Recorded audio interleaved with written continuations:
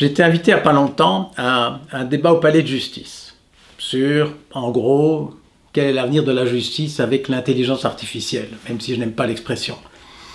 Et à nouveau, on voit bien que l'essentiel du problème n'est pas un problème technique. Prenons un cas simple. Un juge dont le métier est d'examiner tous les jours les libérations anticipées des prisonniers. Bon, la loi prévoit qu'un prisonnier, après une X% de sa peine, peut demander à être libéré. Donc il y a des gens dont le métier est les dossiers les uns après les autres, de les examiner et de dire oui, non, je libère ou je ne libère pas. Pour ces personnes, la question, bien sûr, c'est le risque de récidive. C'est sûr que ça doit être le souci numéro 1. Imaginons une seconde un ordinateur qui a emmagasiné, je dirais, 50 ans d'histoire de libération avec oui, non, récidive. Est-ce que cet ordinateur, peut-on dire qu'il connaît plus, qu'il sait plus que le juge?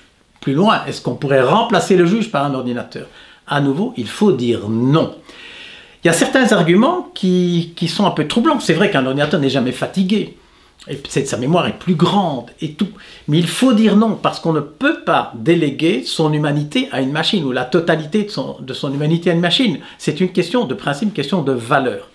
Et là, c'est très très difficile. Imaginez qu'on équipe ce juge avec cet ordinateur, ce qui serait probablement quelque chose à faire. Mais imaginez une seconde que l'ordinateur dise oui et que le juge pense non, ou l'inverse.